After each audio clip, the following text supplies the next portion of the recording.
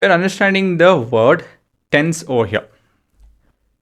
It's pretty important. We saw in the previous example. So why we deal with tens? Let's talk about that. Say we have one unit, say one big line.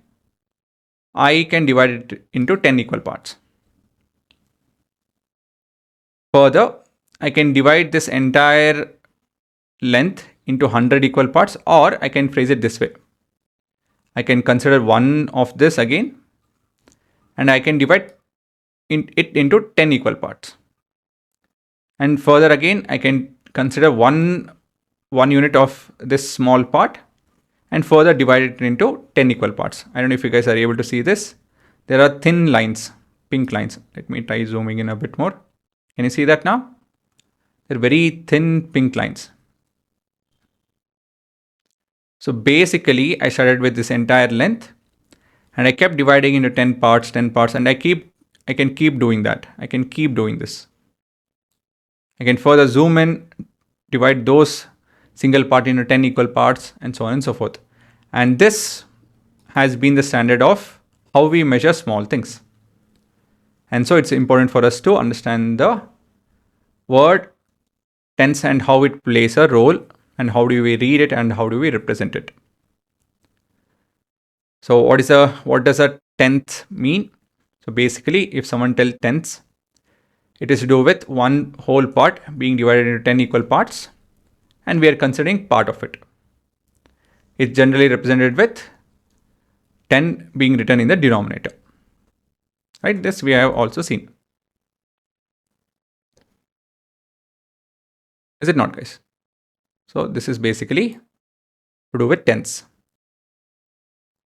Now, let's have a look at the example. If we have 3 whole unit and 4 1/10ths, we can write this as 3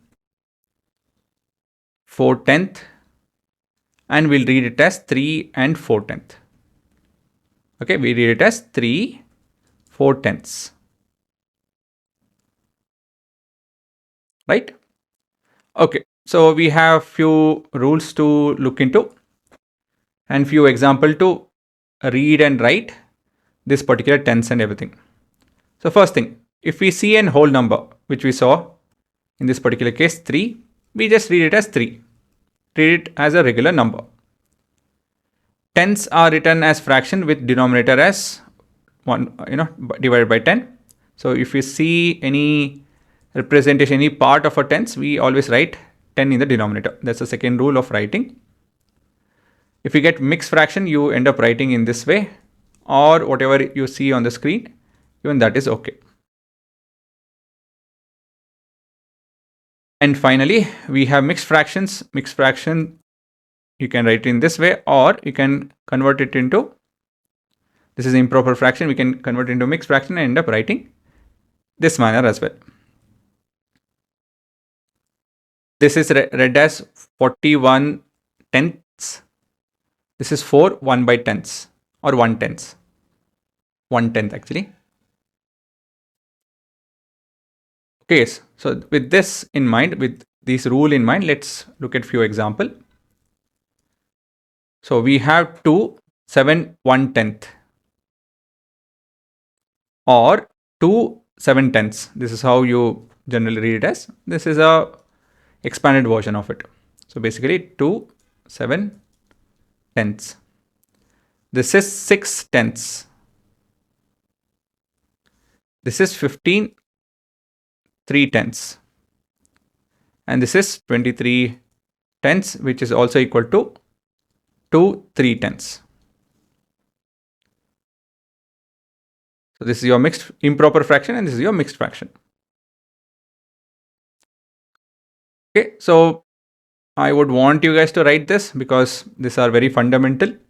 So if I tell 3 4/10ths, you should not be confused. Sometimes I read this as 3 4/10 as well. Okay, 3 4/10, that's also another way of reading it. But yeah, in this chapter, majority of the times we might, or I might end up reading it as 4 or 3 and 4/10ths. Okay, so I might end up reading it that way. So we should know this.